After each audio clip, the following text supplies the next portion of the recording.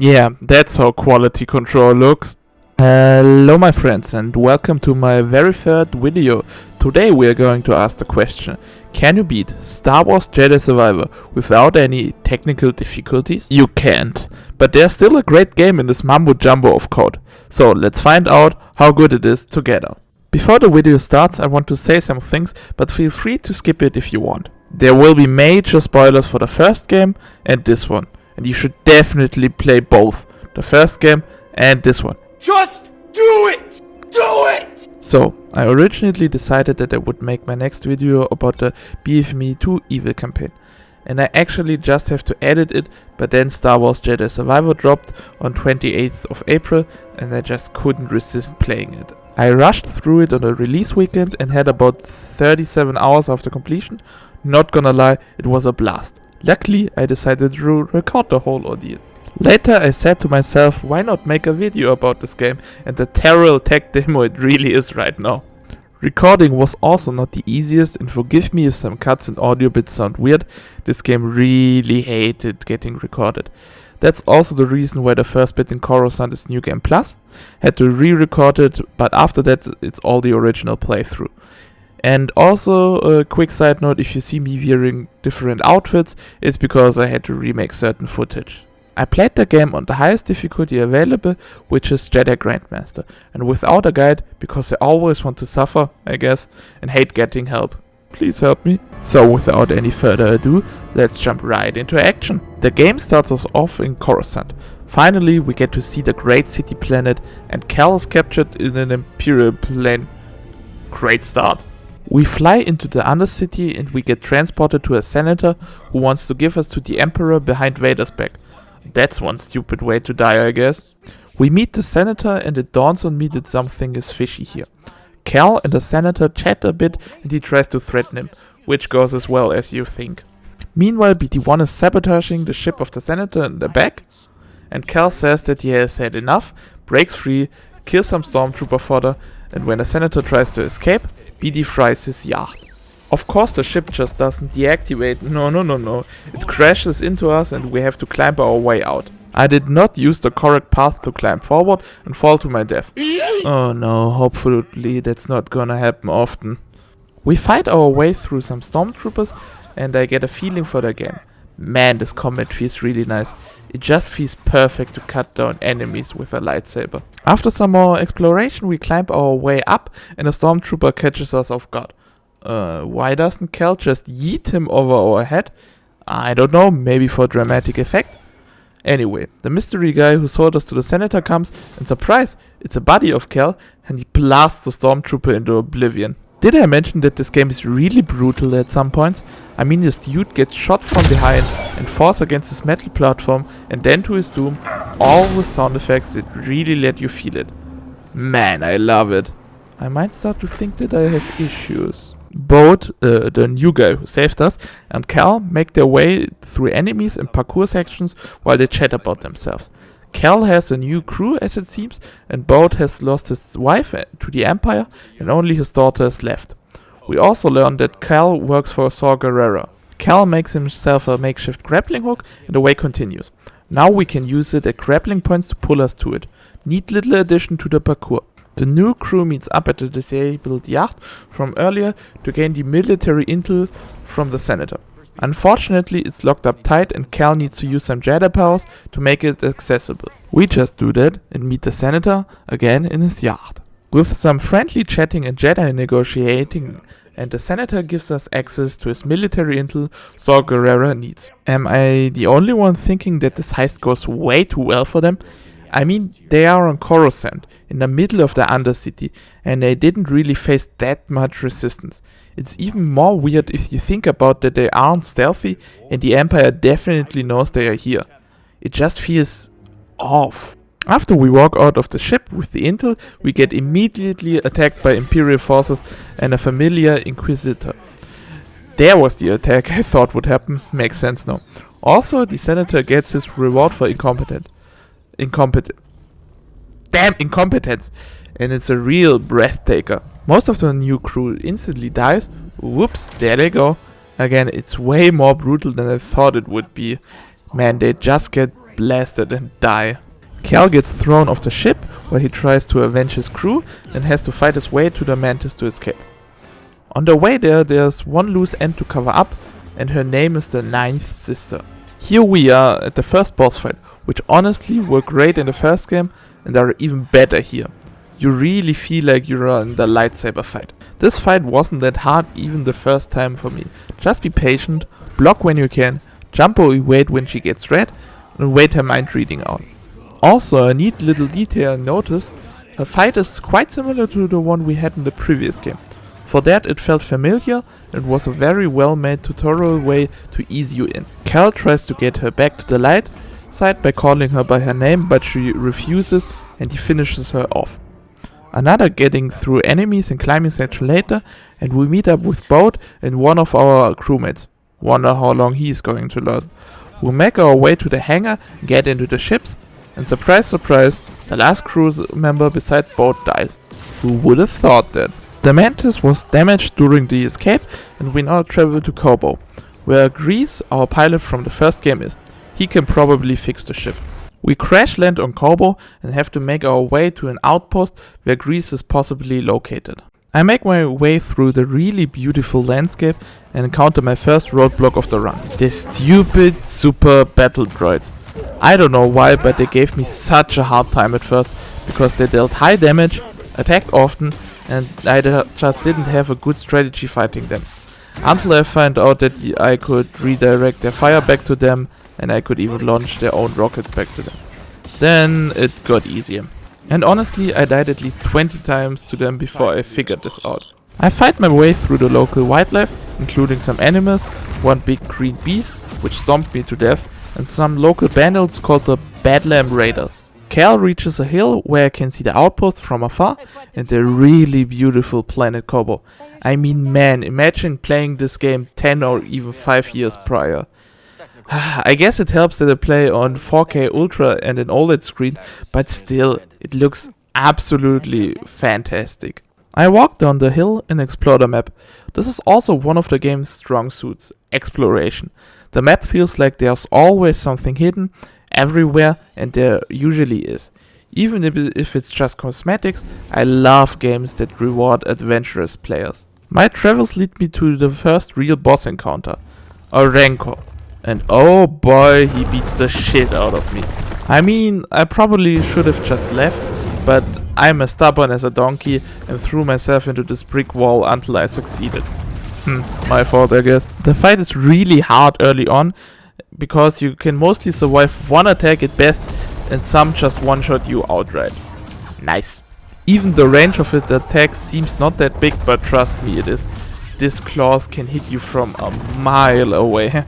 To my luck, the respawn point is right next to the Rancor, so I can easily respawn and die again after 5 seconds, and again, and again, and again.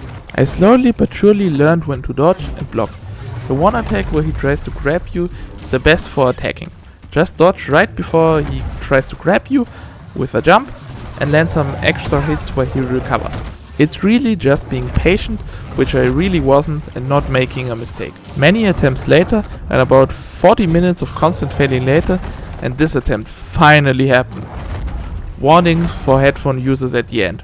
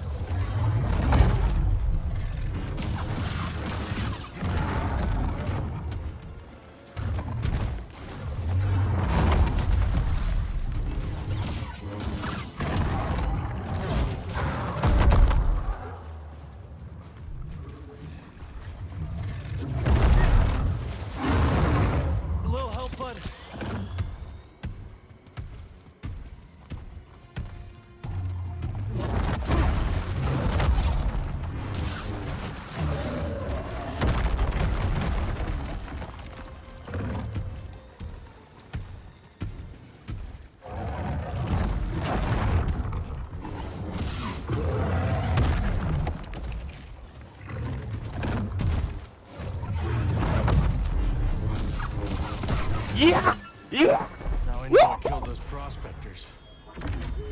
Bitch! With the Rancor defeated and the adrenaline slowly receding, I make my way back to where I came from and move towards the outpost. On the way back I try to follow some dog-like creature called Gorgas, because they aren't really a problem alone, and they led me to a cave where they hunted me in a pack of 5 or so. And I almost died. Nice try, game. Almost had me there again. I stumble around in this fight, just barely healing in time before I die, but still somehow managed to survive. It was messy, sloppy, and I don't know how I survived, but I'm not complaining. I get a cosmetic as a reward and explore a bit more, a trend you will see through the whole game. My way gets me to a mountain where I am blocked to go any further by a green gate, which I can't open for now. But I can talk with the stormtroopers a bit, and their mind control want to open the first gate for me. Neat little detail for players who thought this far. I kill the cocky stormtroopers and move on. I find a raider camp with many droids in them, and in that moment I realized that why are there droids here? We are much past the Clone Wars, so why should someone use droids?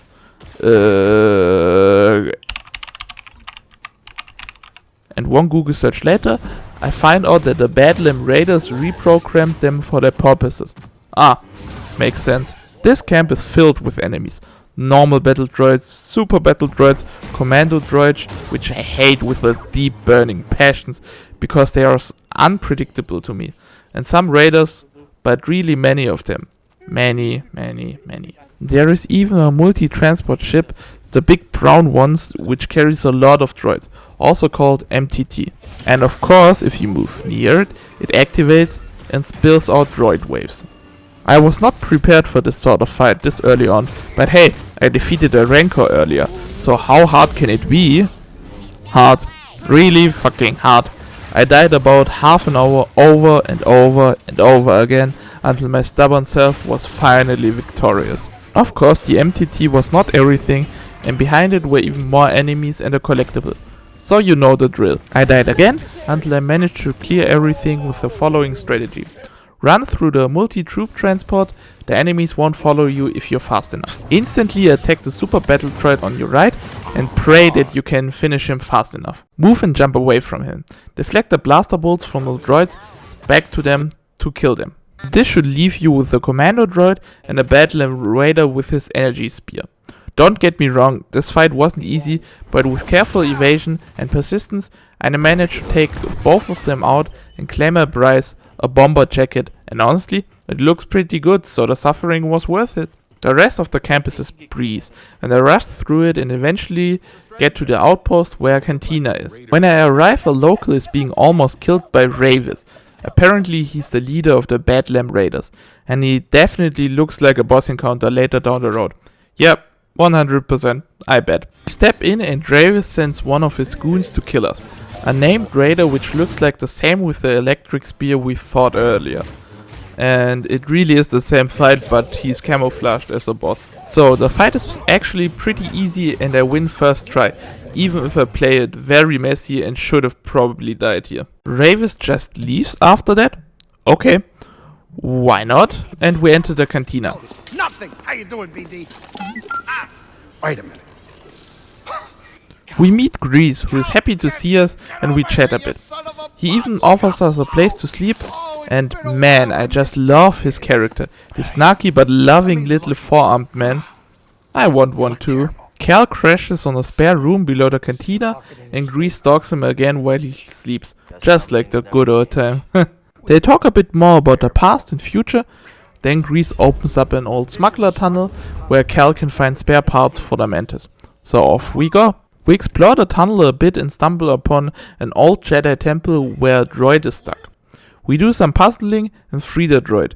It's called Z, and happy that we freed it. We make our way back through a new shortcut to the saloon, and this scene happens. Cal, what's it? Look, I told you, buddy, you're in the wrong cantina. I don't know anybody named Cal Kestis. Hey, Greeze. Oh, that Cal Kestis. Greeze just being awesome. Boat found us and we all catch up and talk with Z. It tells us that we must help her completing her mission, which is to open a pathway to the lost world of Tanalor. apparently a safe haven untouched from the Empire. We agree to help her and both in Greece fix the mantis while we go with her. Cal makes his way up a green mountain, which I must say looks really nice. I know I say this pretty often, but damn, this looks freaking good. And it's a good contrast to the sandy other parts of Koboh. On the mountain I fight my way through Imperial forces and wildlife alike, until I find another High Republic temple rune where I have to complete another puzzle/platform segment. These ones are usually a really nice break from the action, and they aren't usually too hard, but I say usually for a reason. You will later see what I mean by that. As a prize for completion, I get a perk which are nice bonus stats, like your attacks deal more block damage or something else. Pretty useful to have. With that distraction out of the way, I reach the top of the mountain where another rune of the High Republic is. This one seems different though.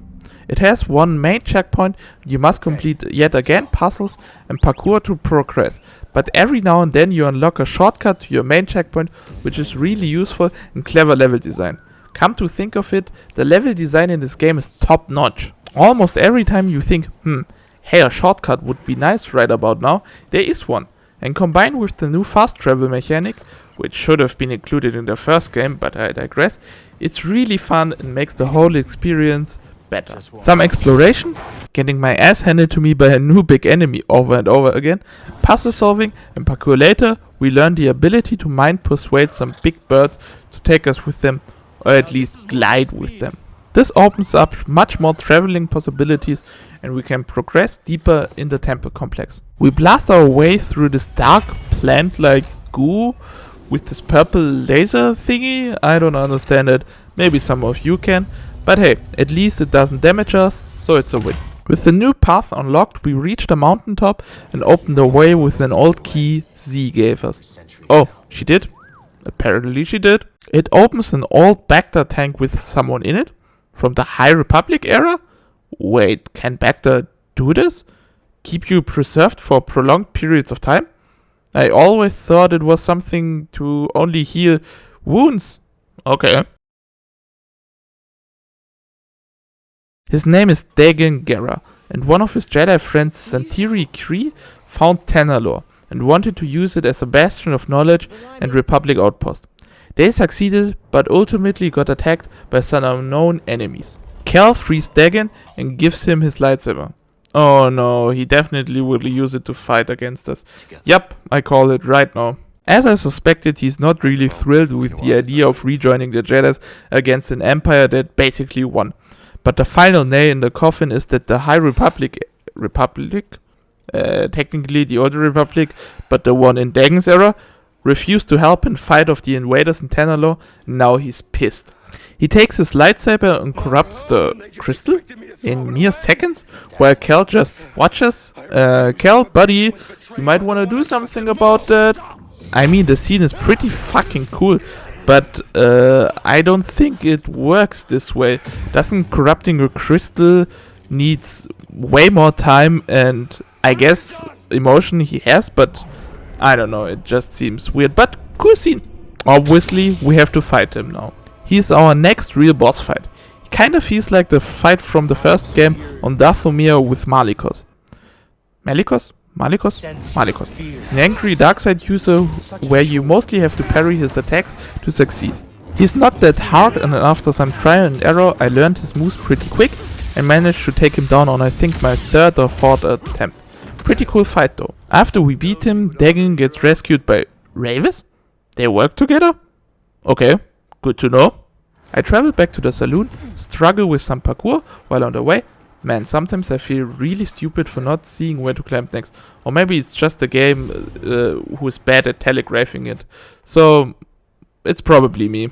On the way I use my new creature manipulation to get me a very pink lift back to the saloon, and Greeze managed to repair the mantis while we were gone. We talk on board a bit about what to do next and see a possible new home in Tanalorr. We also agree to fly to Jedha. Wait, we fly into a Jedi? Wait, what? Honestly, I didn't realize until later that Jedha, pronounced basically the same as Jedi but spelled differently, is a planet where Cere is. But not before I explore Koboh a bit more. I fight some wildlife, blah blah blah, return to the mantis and we fly into orbit. open a hyperspace window, which looks really awesome, and travel to Jedha, not Jedi. Man, the stupid, confusing names. We land and are informed that Cere sent someone to meet us. Fine, she could have at least called herself. Pfft. Jedha is basically Tatooine 2.0, as it's almost all desert, but it fits nicely with Star Wars, and there's a nice orange color to this sandy sand place. I find a Force Echo on the way, which is different, because here Cal can activate a challenge where he gets a reward if he succeeds. And man, this challenge was something else. You can only use your single saber form and have to fight 2 normal droids, 2 super battle droids, 1 purge trooper, and 2 Badlands spear raiders. All at the same time. What? Yes, as you could have guessed, I died a lot. Because these enemies aren't that hard if you fight 2 or 3 at the same time, but combine them, you get blasted by super battle droids while you evade the others, and eventually they will get you. The fact that you can't use your Darth Maul saber style only makes it worse because you lose defense. Okay, to make a long story short, my winning strategy was to rush towards one of the super battle droids, hit him one time, then dodge away. Meanwhile the other one launched a rocket, which I directed back to him with the force. Then I evade as best as I can, almost die, emergency heal myself, get hit by a raider, heal again, redirect the next rocket back to deal massive AoE damage. So more evading and reflecting some shots from the super battle droids later, and the first one of them goes down. One down, one more to go. Fortunately, he's already damaged and one final rocket finishes him off, so no more range fire is attacking me. Now to the fun part. It's really running away in circles and hoping one of the enemies is giving me an opening to attack. But slowly and surely I whittle down their health one by one. The first one falls, making my life considerably easier. Then the next one dies too with a swift slash. Only one remains and I'm on my last stim and I get hit. No more heals left. I have to do this. I get hit again and I'm almost dead. The raider starts a strong attack. This is my chance. If I hit him fast enough, he won't hit me and he will die. I go for it and kill him with being one hit away from dying. Whew! That was something else. Not even close, baby. With the Force Echo cleared, I explore some of the desert a bit more, get into a structure which looks like an arena, and guess what happens? I kill some enemies and I get saved by Meerin. Ooh, the love interest is here. Sorry, I shipped him so hard. Oh, she was apparently the messenger. With her help, we defeat more Imperial scum, and I realized that she really stepped up her game with her witch magic. She teleports now like a champ, infuses her weapons with magic, and even more. Come to think of it, is witch magic in Star Wars magic, or just some Force stuff? I don't know, it seems like it should be something related to the Force, and I guess it is, but it's also like it can do anything that magic could do. And it's really weird, but also cool at the same time. For now, we chat a bit and clear our way through more enemies, because we need to hurry. A sandstorm is coming, and it's getting harder to reach Cere. While we are on the way, she helps us by repairing broken structures and opening paths with her magic. Really helpful stuff. Thanks, Meerin. We fall down into a pit, and it's a boss encounter. This time, we face off against a scorpion named Skriton. Really good naming scheme. Should be easy with the help of Meerin. Right? Well, if you're good, yes, but I get smashed by its claws. And die. Nice. Oh, and of course the last checkpoint is a bit away. So we traverse the same way, fight the scorpion again. This time I'm not a total moral, and we defeat him easily.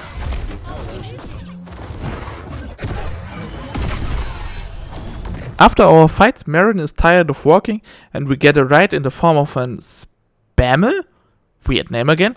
And we ride a bit on the discount giraffe. Cal and Meerin chat a bit, and you feel a connection between them.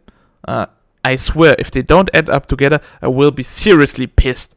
Before they get to Cere, they are interrupted by the sandstorm, and the Spammel is frightened and runs away.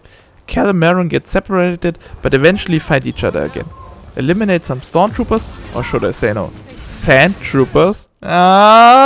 They find a cave for shelter and sleep in each other's arms. Ooh, I like where this is going. We wake up and BD is scanning Meerin where she meditates. Hey buddy, I know what you're doing, but stop it. We move out of the cave and are basically at Cere's? What? How were we this close, but... You know what? Fine. We arrive at Cere's, and guess who opens the door? Master Cordova. He and BD1 reunite, and for one moment I almost thought he would go back to him. Cordova shows us around, and we get to meet up with Cere. They talk about the past and what they've been doing for the past couple of years. Cere built a hidden organization called the Hidden Path. Yeah, great name again, by the way. For everyone hunted by the Empire. Cal tells Cere about Tenalor, and they think it could be a safe haven for the Hidden Path. Master Cordova searches their archives and finds a stronghold of Dagan on Koboh. I explore a bit around Cere's hideout. I make my way to the Mantis, and Boat gives me a blaster, and I unlock the blaster and one blade stance, which I find really cool. I will use it through the rest of the game in conjunction with the double-bladed saber stance for defense. We set course to the moon base of Dagan. Oh, I thought it was on Koboh. I mean, I guess it's technically in the Koboh system? Or is it? So I was kinda right, but hey, a new place to visit. Let's go. I know this is probably all wrong I said, so just let me have this once. Honestly, nothing crazy happens here at the beginning. It's a mostly normal outpost looking like almost a Imperial base with droids and Badlam raiders and a lot of parkour and climbing. Also, the climbing sections get increasingly difficult with electricity hazards, fire and more. But damn, I would lie if I said it wasn't fun. I reach a room where I find a High Republic device which should be interesting for Master Cordova. After I pick it up, a bounty hunter named Dryer Thorn attacks me and a boss fight begins. It's not a hard fight, but a cool one nonetheless. He can get invisible, so you can't lock onto him anymore. Attacks from range and has its own crossguard lightsaber. He also can throw bombs at you, but guess where they land if you redirect him. One quick battle later and he falls to my blade.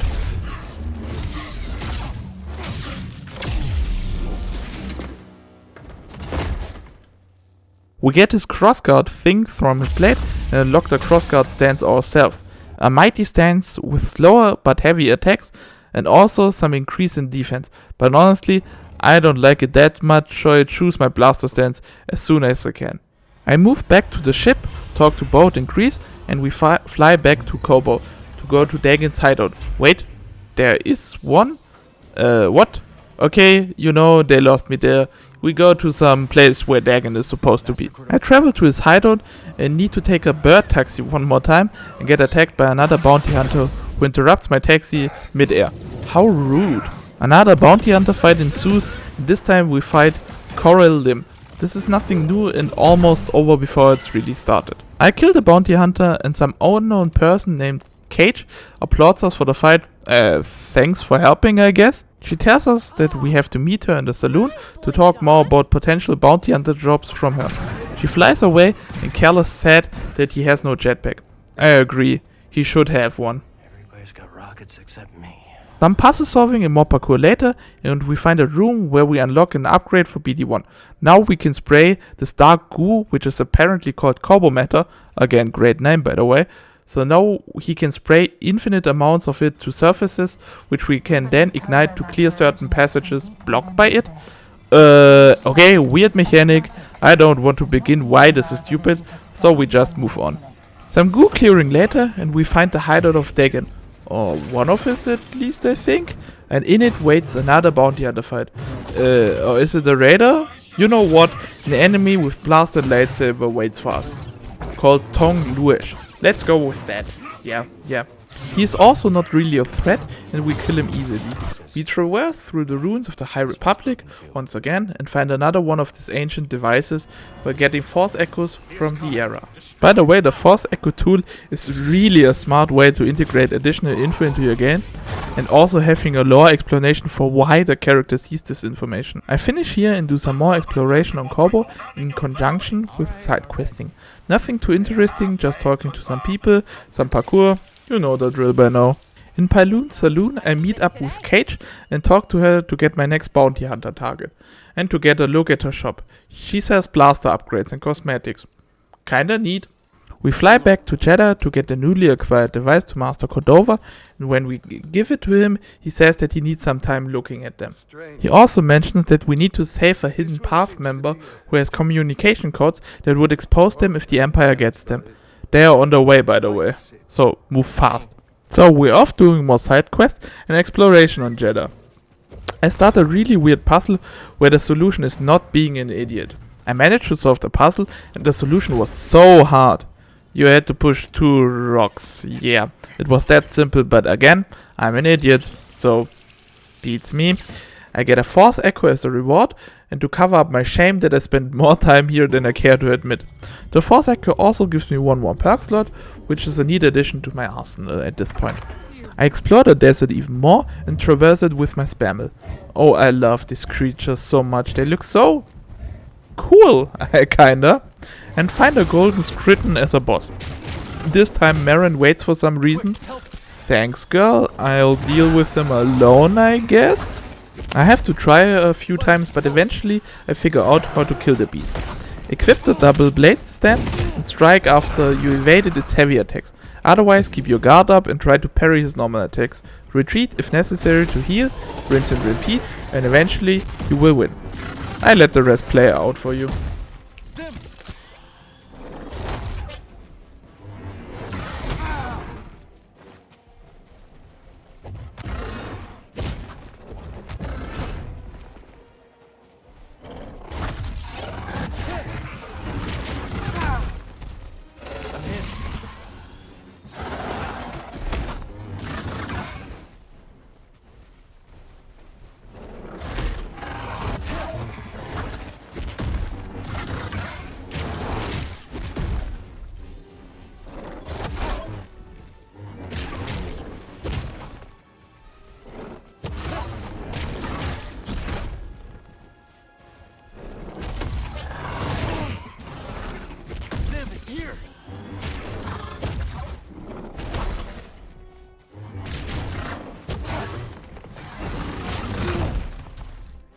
I need help.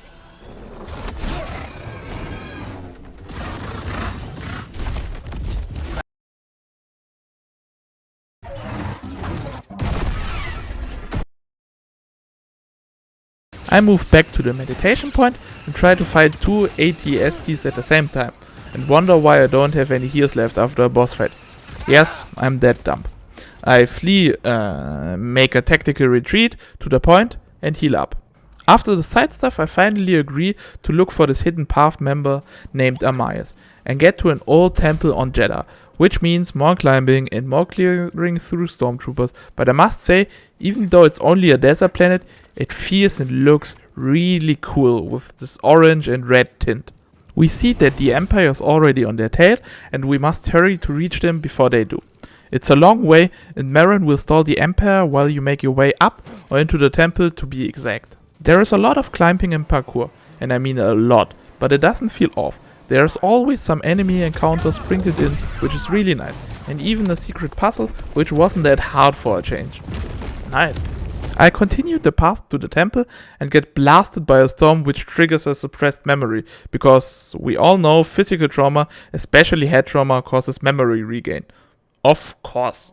But setting this aside, we can now dash mid-air, which is really cool, and we can even dash through wind. This makes climbing and parkouring puzzles even more interesting. We find our way into the temple and find Armias before the Empire does, and he gives us the communication codes, just mere seconds before he gets crushed to death by rock. Whoops. Meyen saves us and gives us an amulet which grants us the ability to dash through green force fields. Ooh, exciting, another parkour element. This dashing also resets our own dash ability, which means we can cover now crazy distances if necessary. Outside we meet a big chunky droid who wants to drill us to death. He's so big that our only chance is running for the time being. Unfortunately the way is blocked and there's no way for Kle to move. So Meyen does this. Do you trust me? Of course. What are you up to? No time to explain. Do you trust me? Yes.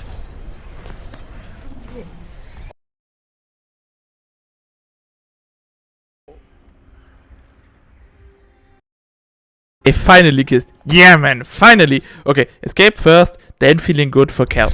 Meyen can create portals where Kle can dash through to fly for a bit following her. This creates the best parkour I've ever had in a game.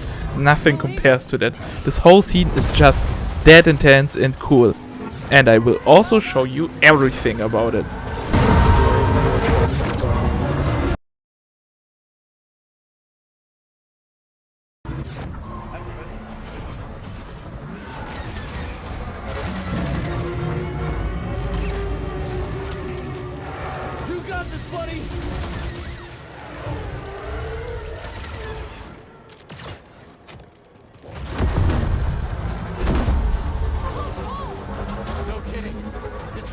have a weakness.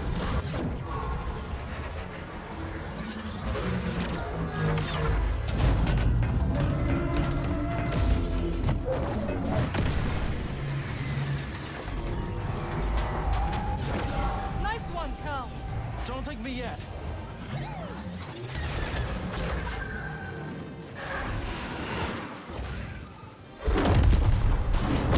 Having fun? What, you're not?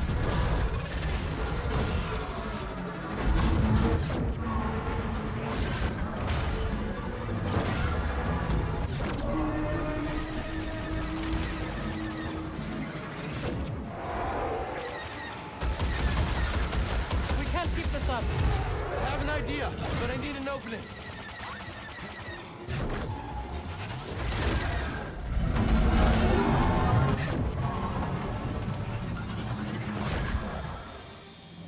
More left to run. Then we stand together. Now or never.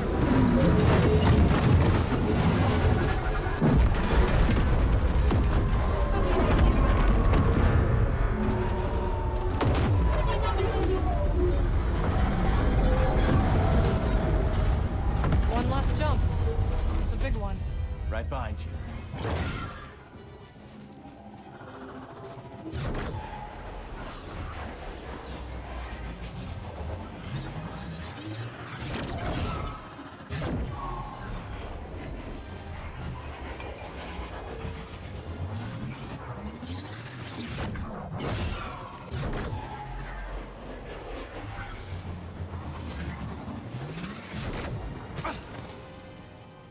Cal and Meyen manage to kill the droid, get away. We fast travel back to Cere's hideout. Master Cordova informs us that the devices we found earlier are useless, but there could be a third in another Battleam Raider base on Koboh. So guess where we are going again? This time Meyen is following us, which I really appreciate. Wink wink. I team up with Boat. Did I mention that it's weird that he's the only one that survived and he's too interested in this whole ordeal? I don't know what it is, but it feels kinda off.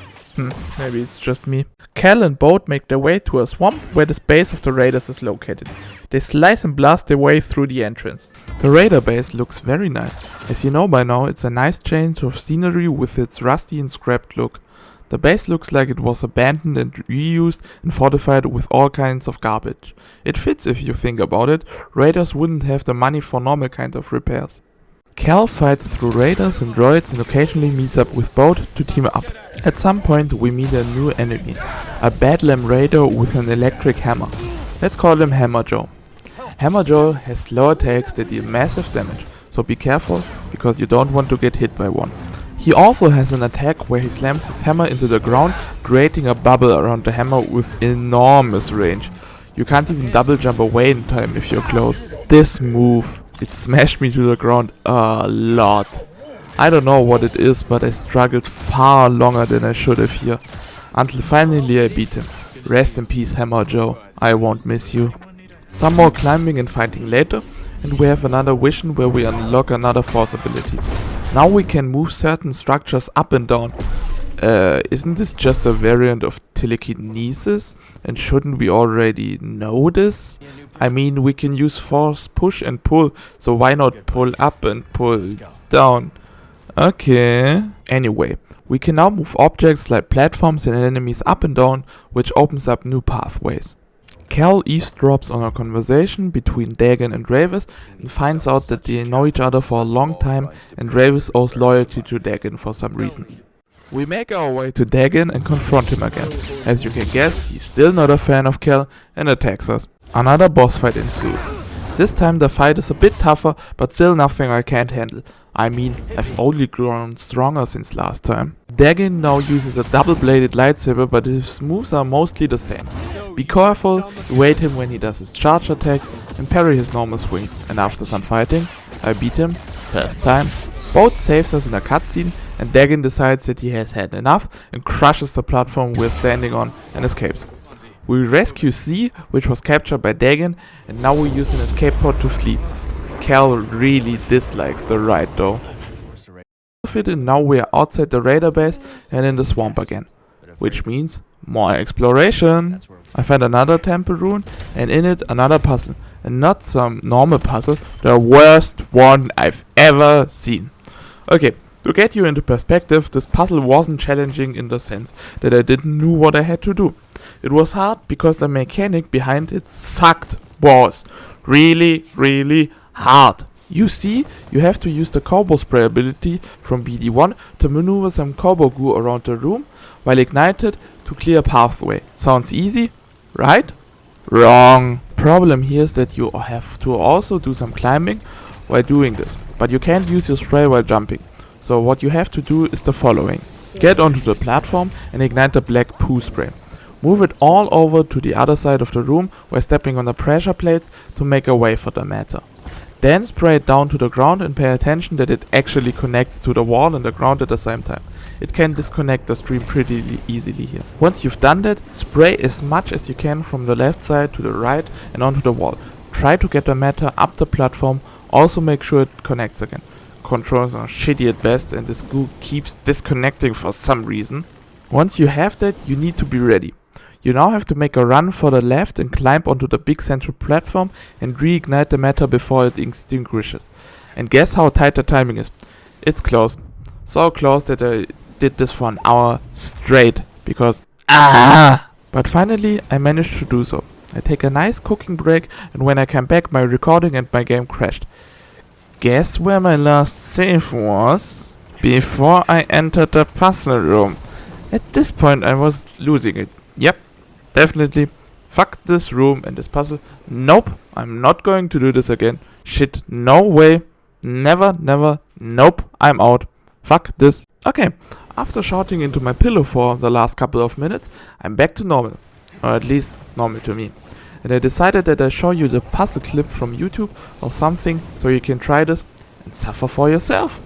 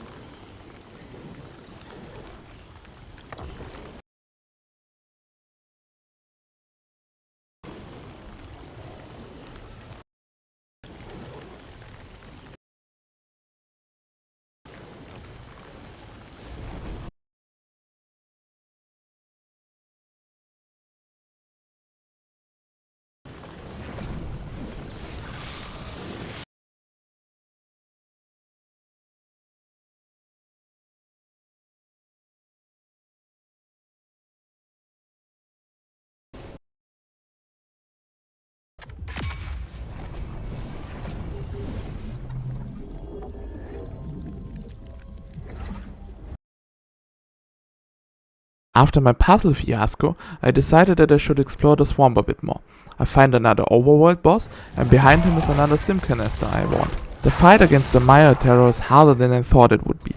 The problem is that if he gets too close to you and hits you, it's almost always over for you.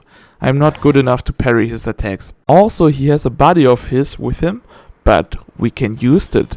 We can mind control this buddy and let them fight against each other while we attack with blaster shots. This really works well until our new friend unfortunately dies. Fortunately for us, at this point the boss has already lost about more than 50% of his HP and I start to play cat and mouse again, only striking when I feel safe. You can also counter his rock throw with your force push for some nice extra damage. He goes down and I get my extra stim canister. I go to Pyloon's saloon to chat with everyone for a bit and to get another bounty quest from Cage. One quick bounty from Kip Ostar, who tried to ambush me but received an explosive welcome himself. Later, and I return to Cage again. Cere returns to the Mantis and we're off to the moon base again to search for Dagan again. Meyen hides our ship from vulture droids and we get in. On my way to Dagan, I find another bounty hunter named Mesh this time. It's a droid with a shield guy as backup and they prove quite challenging. The constant melee attacks from the droid in combo with range fire can be deadly. But once I take out the shield guy, the fight gets way easier and I finish the droid without a problem. I make my way deeper into the moon base and also through a canal where a laser shoots through. Nice. But I can use that to my advantage.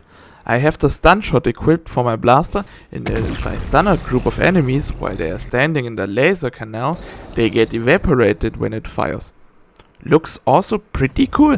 More platforming and droid deconstruction later, and we arrive at a High Republic workbench where we have another vision of Dagan. This time Centauri is confronted by Dagan and she defends herself by cutting off his arm. Ooh, this is how he lost his arm. Oof. We find old tech that can improve our grappling hook, and we can now use these orange floating things to grapple onto them. One quick grappling session and we meet Rayvis. Ooh, it's boss fight time. Rayvis' fight is really not easy on paper. He has high range, melee and range attacks. Can send out a volley of rockets, which are hard to block and redirect at the same. He can also close distances pretty easily, and his attacks are telegraphed but not that easy to read. Oh, and his second phase, where he has more moves, is more aggressive and his health regenerates. Yeah, sounds like fun. But for some reason it's easier than I thought, and I managed to take him down on my 4th attempt. Felt pretty good, to be honest. With Rayvis gone, we learned that Dagan has a flying base in Koboh. Or an observatory? Yeah, you know what. Just let's go. We fly back to Koboh and follow the trail of Imperials. We find an Imperial shuttle and BD-1 gets the ability to shoot electricity bolts. And then of course the ship almost takes us with it to the abyss. Nice. But now we can use the charged bolts to solve some puzzles where you have to shoot these bolts into blue circuits, and this reroutes power of some sorts to open up new pathways. With the new ability I make my way to the mountain where the observatory is supposed to be and clear another Force Echo challenge. This time it's for the crossguard stance. Luckily it's not that hard, just some wave of enemies, and mind control is key here. I finish it and find an Imperial outpost. Some electricity malfunctions and a TIE fighter crushes some stormtroopers. Poor guys, didn't know what hit them. I jump in to kill the rest and now even more enemies attack. The last wave are these 2 mecha droids that I really hate. I can't seem to find a good strategy to fight them, except maybe climbing away from them and then jump attacking them over and over again until they die. Yep, sounds like a good strategy and definitely not cheesing to me.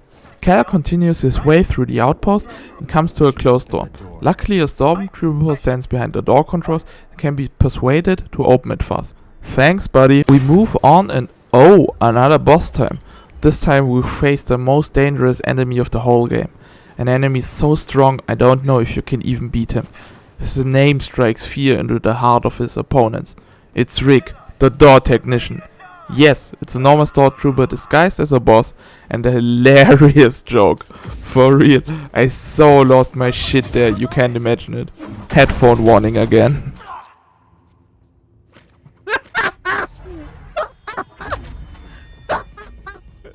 After our fierce battle against Rick, we take another elevator out of the Imperial base. We've almost reached the mountaintop, and the view is beautiful. Oh boy, I can only say it again, this game looks so good. Luckily, there are these floating metal thingies again, which will help us cover great distances. Also, Cal notices that these are made for high altitudes. How? I don't know, maybe he knows it because he was a scrapper. Some jumping and fly taxi later, and we arrive at a skybase. Kinda reminds me of Cloud City. As Cal arrives, he notices that the Raiders and the Empire are also fighting against each other. Dagan sure knows how to make friends. Some puzzle solving and climbing later, and I crash a party between the Raiders and some stormtroopers. Or should I say now, Sky Troopers? At this point the game throws a lot of you in certain areas, and I appreciate it. It really feels like a good difficulty curve, and that you always need to adapt and develop new strategies to survive. Also, I find another boss encounter in the form of Urgost, Fist of Rayvis, which is a Hammer Joe as a boss. Or is it actually an axe? I don't know, could be both. Doesn't matter, it hurts either way. The fight against him is the same as the previous fights against Hammer Joes. Strike only when you see an opening, don't get hit by his strong attacks, and pray that his ground slam ability doesn't hit you. He gets some hits in, and at the end it's really close, and I'm almost dead. But with some patience and luck, I win. I climb even further and meet up with Boat, who helps us fight some enemies and solve some platforming puzzles. Very close to the top, Cal finds another duo of bounty hunters called Matt Crash and San Durson. They both use lightsabers in conjunction with blasters. Hey, that's my thing! This fight isn't that hard, but mainly because Boat can distract one of them while you deal with the other. And then it's a 2v1, so to no one's surprise, we eliminate them. After the bounty hunters, we finally reach the top of the observatory, and in it is Dagan. He rambles about how the Order betrayed him and how he is really now a bad guy, and another boss fight begins. In this fight he is much stronger than in his previous ones. He uses 2 sabers, one in his hand and one in his spirit force hand. Looks cool though. He has also different phases after certain percentages of health he loses. These include more attacks, mind confusion and more. This really feels like a fight against a powerful force user. And I get my butt kicked the first few times. It takes me a good half an hour of constant failing to learn his moves, but at the end I managed to take him down. See for yourselves. Let him have it.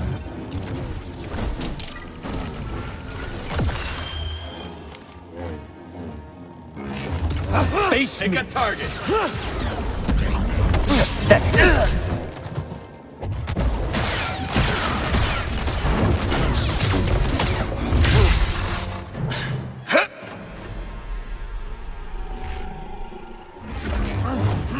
Buddy, help!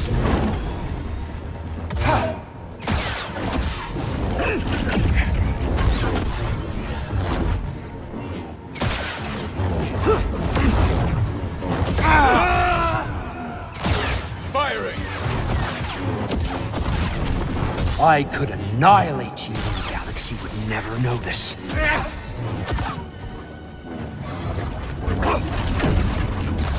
Toss it!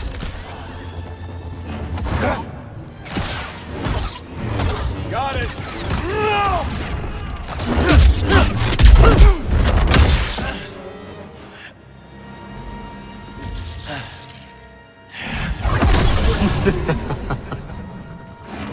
Face me! Die!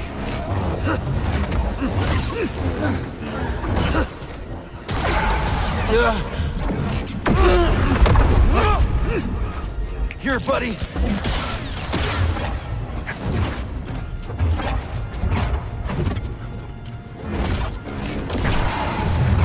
You shall know pain. Fight me! Pathetic!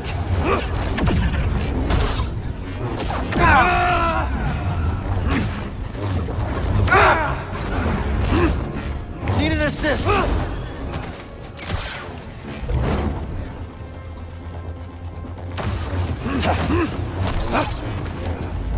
Help, please! You will always be. Another stim! Face me! You know nothing of the Force. Try again.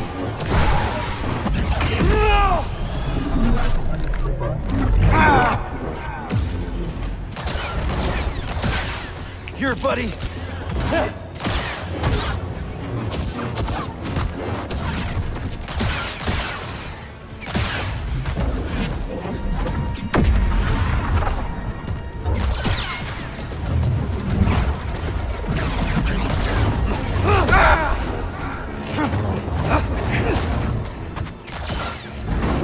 Fight me!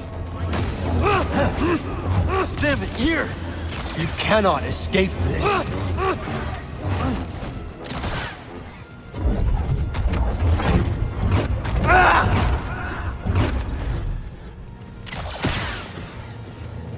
I could annihilate you and the galaxy would never notice.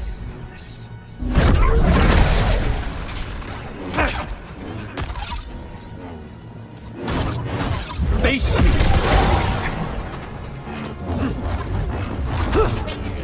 Try again.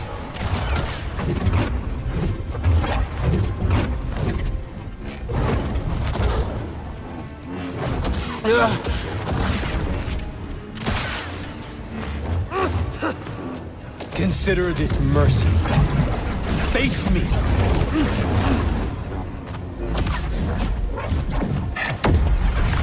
There is nothing left but death.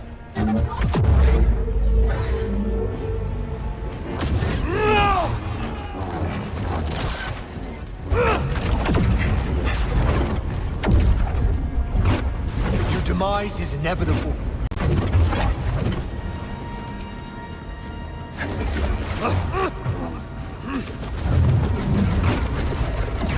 Tanalor is mine! Is that it?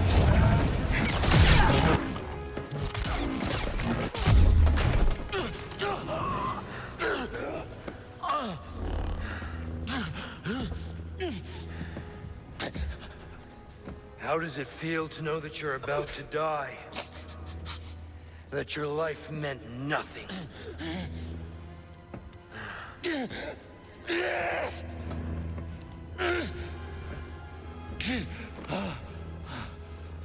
Don't resist. You can't hide from me. Ah, yes. I feel it. Loss. Suffering. Shame. Anger. There's immense power in such emotions, but you were too weak. And now it's too late.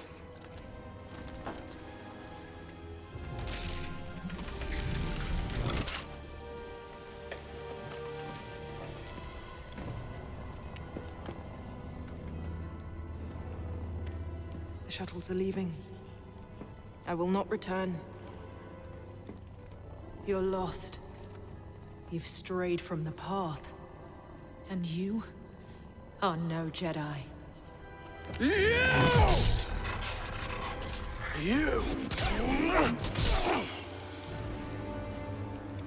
Cal beats Dagan with his own Force vision, which is really cool if you ask me. We recover the ancient device he used to access Tanalor. Oh, did I mention we need this to carve our way through a deadly ship-eating nebula? No? Well, now you know it. And then I start my way back to Pyloon's saloon. One fast travel later, and I forgot to turn off the recording while I cook. Whoops. Now you can enjoy about 30 minutes of Cere standing there and doing nothing. I talk to the gang in the saloon, and then we get to the roof, look at some plants, and climb the tower, which is now accessible to me. On top of it is another Force Echo challenge, and this time with the double blade saber. It's not that hard, just use mind control to your advantage and you should be fine. I managed to beat it first time with 5 years left. Now, our next destination is Jedha again, to get the device to master Cordova. But we make a quick pit stop in Coruscant's Undercity to collect some bounty. Our enemy here is Gatt Medo, a fast shooting annoying ass bounty hunter. He is also a shield guy's backup. This fight is only hard because he never stops firing at you, and at some point you will run out of block. But if you manage to kill his shield guard, you are free to pull him in and damage him in melee combat. You can also reflect his shots back at him. Just be careful that you don't get hit by his powerful attacks, which can't be blocked. So don't be me and eat it every time he uses it. I almost die, because again, I'm not good, and I only survived because I used my ultimate force slow ability and managed to barely take him down. A win is a win, nonetheless. One fast travel later and we're back on Koboh to take our next bounty. It's Vaslyn Martz, great name by the way, this time around, and she's accompanied by 2 other shield guys, which is just great. 3 enemies at the same time that can block your attacks. Fun. It's fun, they said. To my surprise, no one of these 3 has much health and can be easily bursted if you get through their shields. I managed just that and take them down one by one. Another bounty claimed. Another one bites the dust. With side stuff completed, now we get back to Jedha and give the compass to Master Cordova. He tells her that this part can be repaired, but he needs time. While Cordova works, the gang drinks tea, laughs and enjoys their time together. It almost feels like the calm before the storm. Cal and Meyen share a moment between each other, and you know what? You get to watch the whole cutscene again. I don't care. Watch it. What a view, huh? Desert at night seems to stretch on forever. And there's beauty in emptiness. Now you sound like a Jedi. They got a few things right. Not everything. Look, the Order's gone. It's time to leave it behind. And I know what I want now. Took you long enough.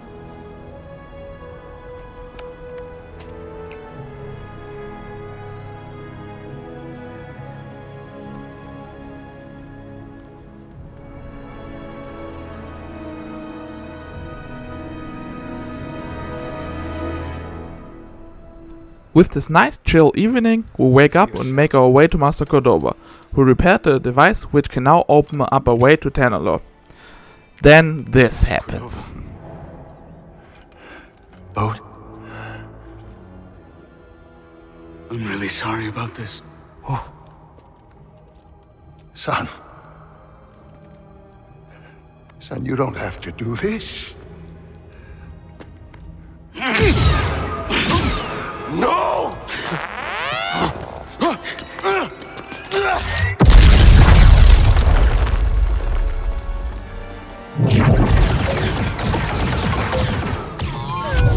Master Koboh! He's dead! Boat is the compass, go after it. Go! I knew it! He's a traitor! It was all so well made, and to be honest, I don't mind the twist, and I think it fits perfectly, but what a bastard! And damn, this kill was brutal. 2 blaster shots close up and a grenade on a point blank range. Oof, he's really dead. Now let's chase this bastard. For Koboh. The speeder bike section is also really cool, and oh my god, he alerted the Empire last night. Well, it seems like we're in trouble. The chase comes to an end and we get to fight a boss battle. Boat is also a former Jedi. Oh, nice one. Makes sense if you think about it, otherwise he wouldn't have survived our battles, he thought, with us. Or at least it would be highly unlikely. Oh, and you can't win here, I think? Well, that sucks. I try my best, but realize, oh shit, no BD here, so now here's... Oh no. You're better than that, right?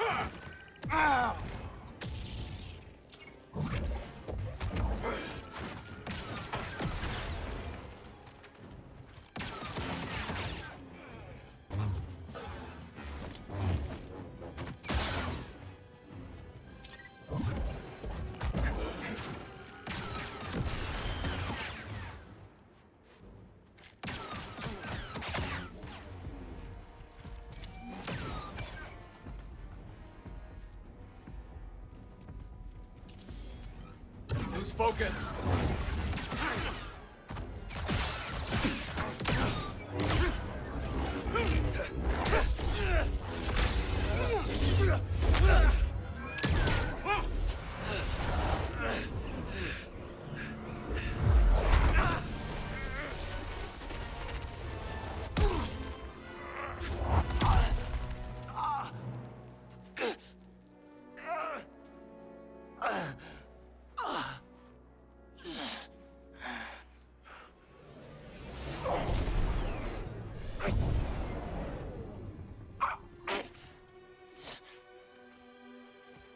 Cere.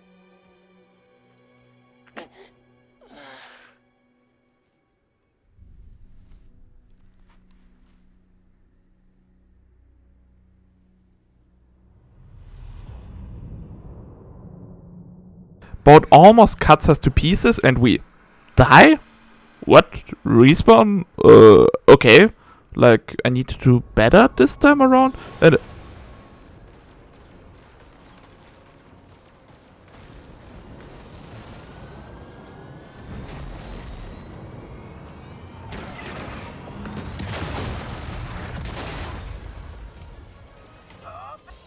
What? We're playing now as Cere defending the archive? Nice move, game. Nice move. Seriously, can this game get any better at this point? Besides the obvious technical dilemma. No? I mean, this whole section goes on and on and on, and you really feel like a fully drained Jedi Master. Your attacks deal massive damage. You can block easily entire waves of enemies, and it just feels great. The tension is there, the stakes are high, it's just plain awesome. Cere, Meyen and some folks of the Hidden Path make their way to the mountains and make a stand there. We fight off waves of enemies, and at the end we crush the entrance with a whole load of rocks. It's freaking epic. Cere saved the mantis, now we get to look for some access codes from the Hidden Path. Okay, we can do that. Unfortunately we are too late, most of the archive lies in flames. But the access code we need are there. Cere gives them to BD1 and instructs him with returning to the mantis when I hear something.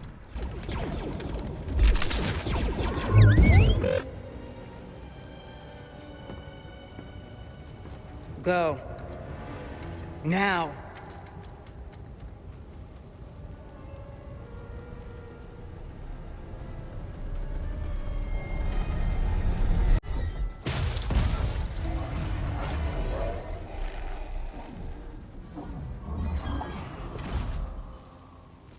Oh my god, he's here. Vader, and we get to fight him. My live reaction was something like this. Oh man, this is so fucking awesome. I'm all giggly. Woo! I even turn up the volume to ear deaf levels to fully embrace the game and immerse myself even more. And I have come for you.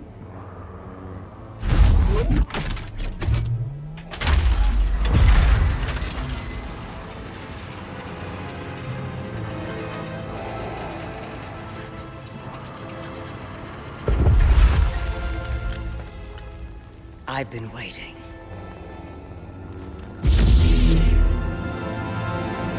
This fight is something else, and oh boy, it feels like fighting Vader himself. He's slow, but his attacks hit like a truck. They two-shot you most of the time, and his grab, well, just let's say your windpipe won't appreciate it. With only 4 heals and a different moveset to what I normally use, it's by far the most difficult fight I had so far. I die here. A lot. And honestly, I don't really mind getting my ass handed to me if it's Vader. Man, this fight just works perfectly for me. The music, the visuals, the tension, everything feels fucking right. Even though I improve after every death, I never do really feel in control in this fight. Vader constantly pushes you away or pulls you in with the force like you are his Play-Doh, which creates the feeling that you're really fighting an opponent who's stronger than you. Also, Vader has different phases when you damage him enough, and the first 2 are somewhat manageable, but the last one when he has half HP and he returns from the fire, burned but unscathed and now furious, this is something else. His attacks also increase in intensity and his combos get way longer. This phase really broke me, because again, I die a lot, and again, and again, and again. But I keep going and push through until my final attempt looks like this.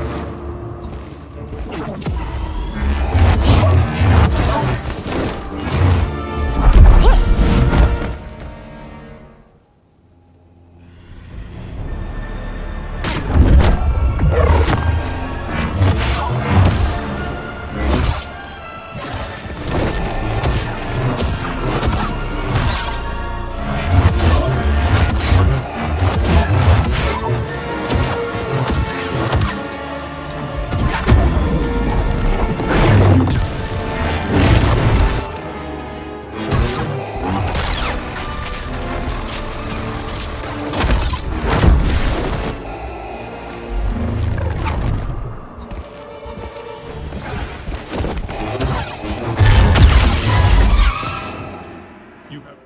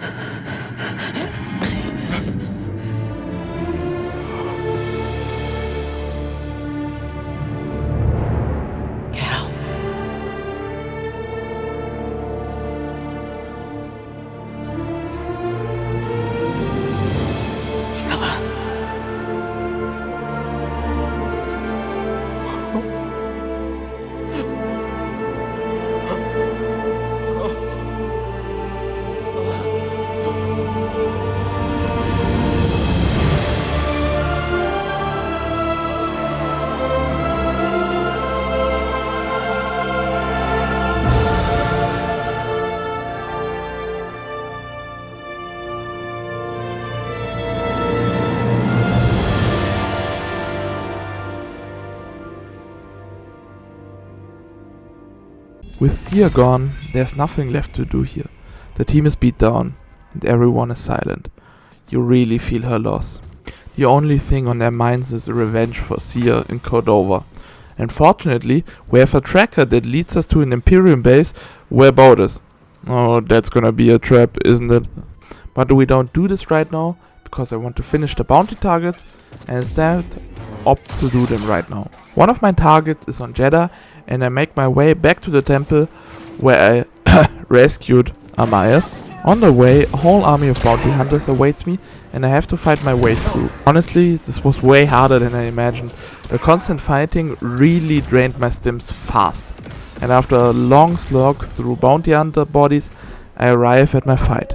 Her name is Kili Oso, and she's another shield hunter. And of course, she did bring backup.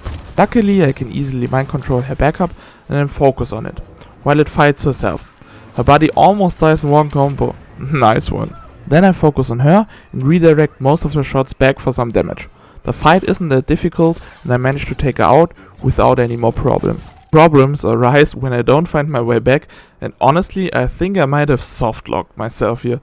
I don't see a way back on the map, and I don't think there is anything I can do to get back to a checkpoint, except dying. Oh, well, oh no. One quick, deathless detour later, and thanks to my stupidity, I died now one more time, but I am back on the Mantis and fly back to Koboh. I take another bounty from Cage, and it's on Koboh. A droid called Raz. He's not difficult, just stay out of his melee range and you're good to go. He goes down, and the next bounty waits on Koboh as well, and the name is Meyen Corr. Nothing special about this fight either, it's a simple fight against a double blaster wielding bounty hunter, and she goes down. One trip later, and we have our next target on Koboh, which is located on the Observatory, and he calls himself Selfin Jook. Oh my god, I butchered his name, didn't I? Now our target on Koboh is finished for the time being, and the next target is on Jedha. One little trip later, and we encounter the droid Juong and two buddy of his. Yeah, more enemies that can annoy me. Great. Good for me, it's Meerin's company and mind control, because with that, the fight gets significantly easier. Cal dismantles the droid, and we're done here. We fly back to the saloon, and I try to get new bounties from Cage, but she doesn't have any for me at the moment. So we're off to find the traitor boat, and man, I really like that guy, but something was off the moment he was on screen. Greeze flies us to Nova Garen, the Imperial base, where boat is supposed to be. I chat with him and Meerin, and he tells me that he always wanted Cere to see his saloon on Koboh, but now she never will make it. Damn, this felt so real. Now I'm also sad. Cal makes his way into the fortress, and it becomes clear that Boat is working for Imperial intelligence. This guy tricked us all from the start. I also noticed that the screen in the menu changed from a bright blue to a fierce red. Does this mean Cal will give in to his anger and use the dark side? Ooh, I wanna see that. It's not a long way into the base, but it's heavily fortified, as you can imagine, and the game really now is in its endgame. More and stronger enemies, all at once. I even die a few times on the way. Oof. We reach the office of the Imperial espionage leader Denvik, and he's home. We talk a bit, and Cal makes it clear that he's not here to fuck around. You can feel it in his voice. He's angry and ready to kill for those he lost. He convinces him to deactivate the alarm and knocks him out. Then he has another brilliant idea and takes his clothes to blend in. A little walk and mind control later, and we find Boat's apartment, and in it stolen information and Carter, Boat's daughter? Oh, I didn't expect that. Cal chats a little bit with her until Boat enters, and they seem to avoid physical confrontation for now because of his daughter. Oh, that's going to end well. The scene is really tense, and you can feel it through the screen. It goes on for a while until Boat decides to say fuck it and blasts Cal with a force push and runs away. Now the whole base knows we're here and we have to fight it. But it doesn't matter how many come. We have something new to play with. Cal can now unleash his anger with his ultimate, and it rocks. He stuns all enemies. His damage is massively increased. You can mono everything down that moves, of course. And I abuse the shit out of this. I really like that you now can use the dark side of the force, because he feels his raw emotion and wants to kill everything to get to his goal. Unfortunately, Boat gets away and we must hurry to the Mantis, but not before we eliminate every single stormtrooper and droid on the whole base. Oh, and I will just let some scenes play out here, for coolness sake.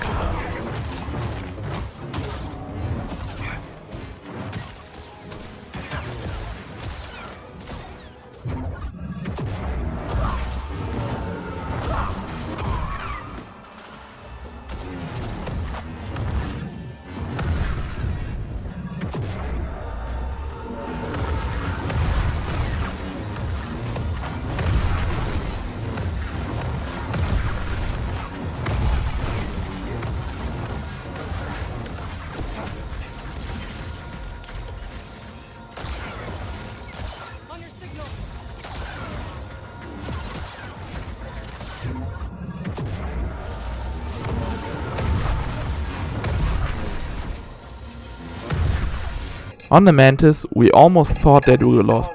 Boat's gone to Tanalorr, and there's no way of following him. Or is there?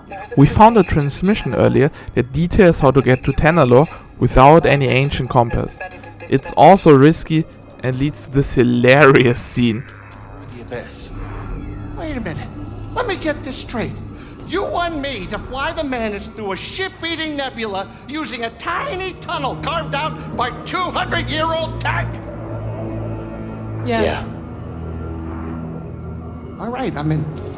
Man, Greeze is such a good comedic relief in this game, isn't he? Back on Koboh, I decide now is the best time to finish the last bounty hunter quest, because I get the feeling there will be no opportunity for this if we fly to Tanalorr. The next target is on Nova Garen, and actually it's 3 targets in one. Oh no, that's not gonna be fun, right? Our droid called Kle-0 or Kle-0, great name by the way, and it seems like 2 siblings called Marcy Fino and Fen Fino. What is up with this weird naming scheme in this game? This fight is tough. I die a few times, but luckily once I eliminate one hunter, he doesn't respawn, so the fight gets only easier after you kill someone. It takes some time, but I managed to take everybody out and be on my way. Back to Cage, and the next target is on Jedha again, but I feel that we are getting close to the end. On Jedha, we fight Corr, the half, and destroyed PR-85T, the other half. Nice naming, this time for real. It's really nothing special, so we move on. Cage gives us our last mission, and it's Joe, the cannibal. He's hiding in the raider base on Koboh, where we rescued Zeik. It's really the last bounty hunter fight, because the base is filled with new enemies, more raiders, and even more bounty hunters. Because they decided it's fun to team up one last time to kill me. How nice of them. Also, it's hard even getting to the boss fight, and the raiders get me more often than I want to admit. I arrive at the last arena, and in it is a Hammerjaw and a commando droid. Great warm-up, I guess. Oh, and Joe the cannibal is a droid. Didn't see that one coming though. Joe also decides that he hates watching and joins us in the fight, while I still struggle to kill the 2 warm-up guys. But a few retries later, and I kill all 3 including Joe, and finish the bounty hunter quest once and for all. Except that Cage is missing now and left a note that I should meet her where she and Kel first met. Okay. Tempting. Oh, she's going to be the last bounty hunter, isn't she? I go there and I talk for a bit until Cage tries to shoot us. Wow, who would have thought that? We fight her and oh boy, I get my ass kicked. Because yes, she's a good bounty hunter. She's fast, has melee attacks, constantly fires at you, and you can't even redirect her grenades back at you because she ignites them mid-air. She really gave me a hard time until I figured out how to deal with her. Because then, this happened.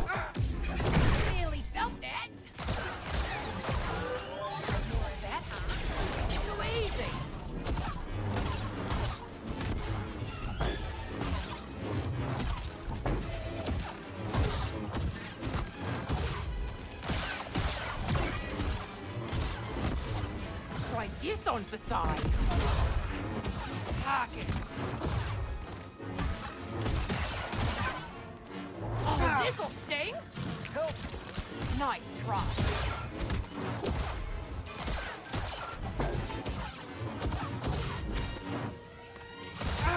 Not bad. Going up. Come on. Right here, BD. We beat her, and then Boba Fett arrives. Hi? What's up? The tension is high, and it seems Cage has a bounty on herself, which Boba wants to claim. So we let him. Nice end to the quest, and good cameo. Unfortunately, we can't attack Boba here, because I tried. A secret boss fight would have been nice here, I guess. I get back to the saloon, talk to some people, and check my gear one last time before we head to the erase that will enable us to go to Tanalorr. I make my way to the erase, and surprise, the Empire is already here and really gives me a rough time, but nothing I can't eventually manage. Someone has to stay back to activate the erase manually, and guess who volunteered? Zee! She will stay back, manage them while we are on our way to Tanalorr. Okay, this is it. We can fly there now, so for one last time, explore the last things on Koboh. Eliminate Western Wolf, a lightsaber raider who hid behind a door, the Goroko Matriarch because there's a stim canister, and a super battle droid called B2D2. What? I really like the guy who was responsible for this boss fight and also rigged the door technician. Good fights! These are the simple things that make your game feel unique, and they are really well done here. It's time. I hop into the Mantis and we fly to Tenalor. I could describe the scene, but this wouldn't do it justice, so you just have to watch again.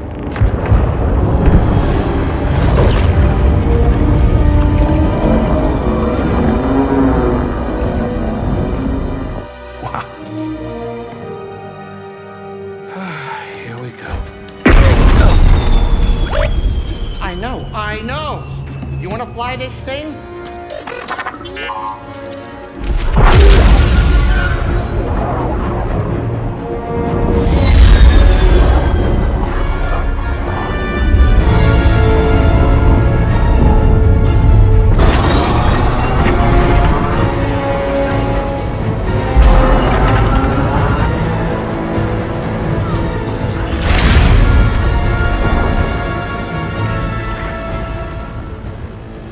Beautiful. Oh, yeah.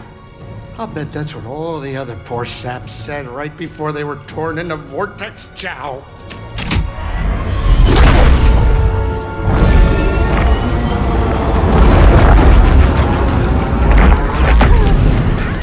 Great. Now it's an obstacle course.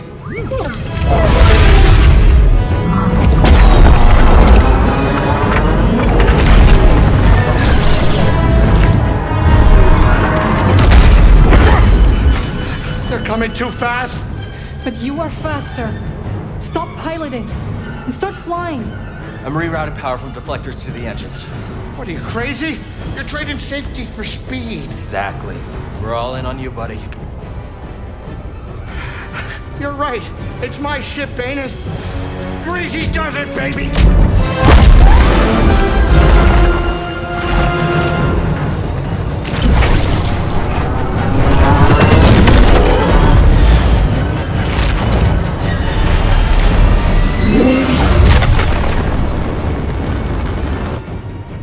Hey, wait a minute. Is it me, or is this tunnel getting a tad cozy? It's not just you. Z, what's going on? The arrays are overloading. There's nothing I can do. We need to go faster. I'm going as fast as I can. Wait a minute. Are you crazy? If you jump into hyperspace blind, they'll be picking up pieces of the Mantis all over the outer rim. Do you trust me? You know I do, Cal. Let her ride.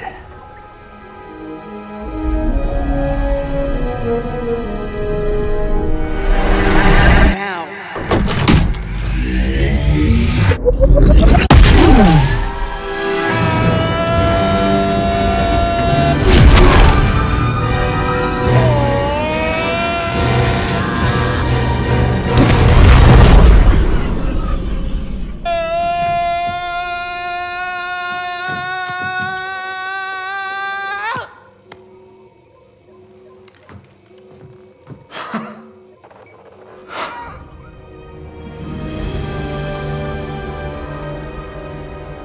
You did it, you three-armed son of a gun dart! Well, at least none of us lost our cool. We arrive on Tenalor, and there's not really much left to do except confront both. Cal and Meerin make their way to him. We meet his daughter, who leads us to him, and he's surprised to see us. He isn't too thrilled to see us, and the last fight of the game begins. Oh man, he's tough. He has lightsaber moves, can fire at you, redirect your blaster bolts back at you, and throws grenade you can't force push into him. He's also quite fast. This fight is hard, and honestly, the separate phases only made it worse. But damn, I would lie if it didn't feel hyped here. Sadly, hype is not the only thing you need to succeed. Skill and patience is also required, and as we all too good know, skill is not something I have a lot of. So patient it is, and with enough time and deaths, I finally managed to do this. Help him! Then please!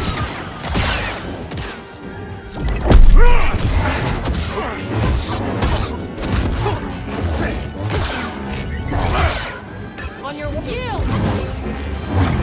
There's no escape from my power.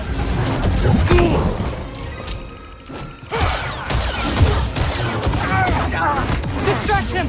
I will strike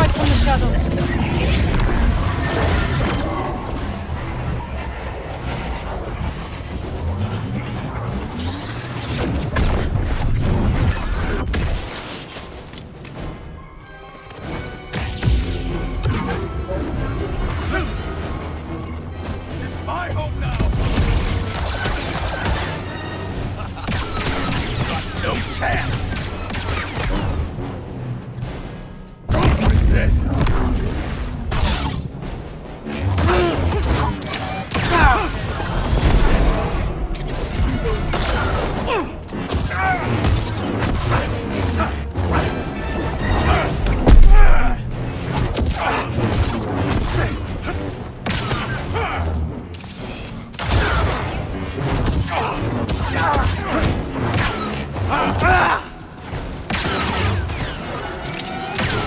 Stim, please. Die.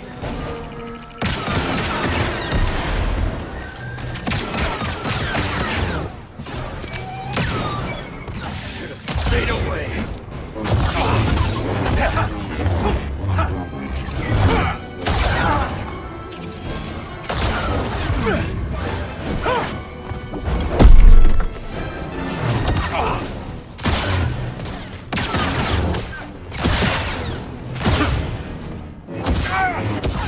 Let's do this.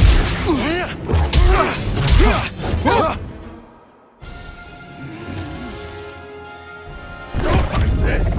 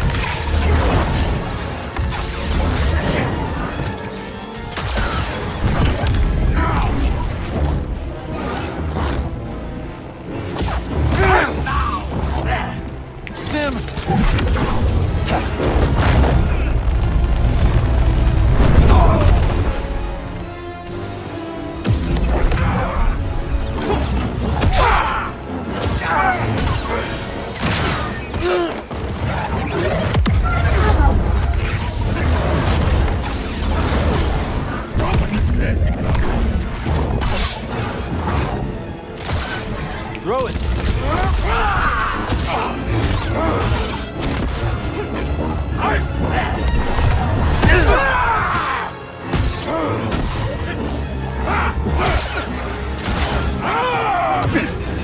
You're not walking out of here alive.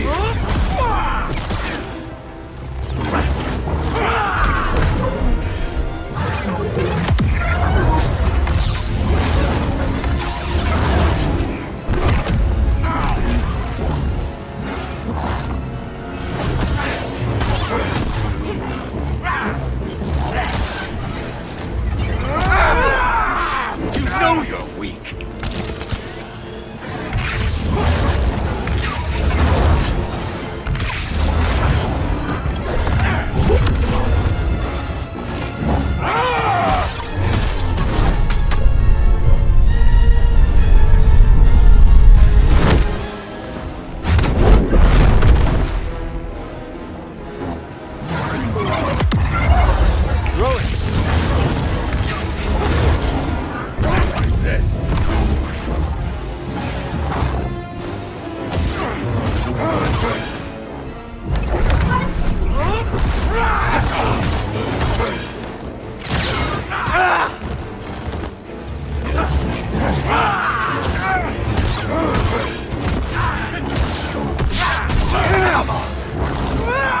I need help, bud.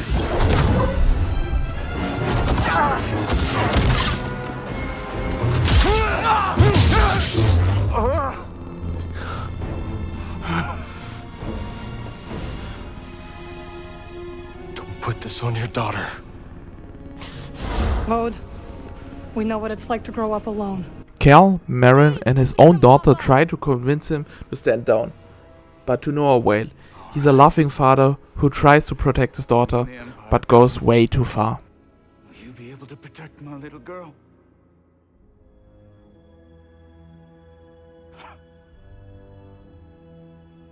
I'm sorry, Gatt. I tried. No, Papa! Stay back!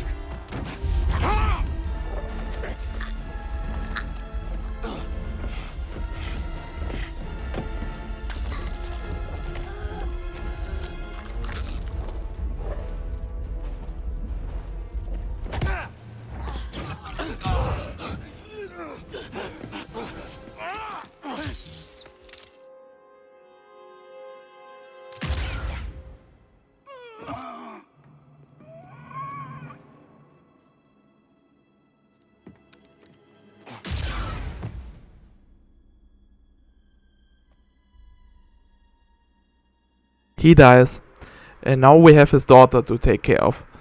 Kinda weird if you think about it. Carter just accepts that we killed her only parent left and goes with us. I mean, she doesn't have any other option, but still weird. We ceremoniously burn both Cere and Cordova, and Cal gets a last message from Cere through the Force. Guide her through the darkness.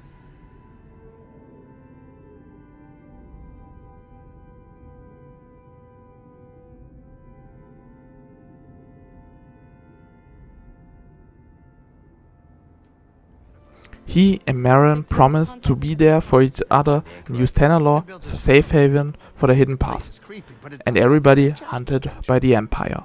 That's it, we're done here. The game is complete, and we've unlocked New Game Plus and a whole bunch of other stuff. Man, this game is fucking great. Awesome. The best sequel since KOTOR 2, and just plain well made. Except the technical issues, of course. Thanks for watching. Basically, the video is over now, but I will talk about some nonsense now, so feel free to shut the video off. This video was so much fun to do. I mean, I blasted through the game on one weekend and instantly started to work on this video the moment I finished it. That's how much fun I've had. I hope you've had this much fun as well. I know it's not Lord of the Rings, but Star Wars was always another passion of mine, and this game rekindled that passion hard. As always, I want to thank everyone who helped me make this video possible, especially my girlfriend who always supports me and my bullshit.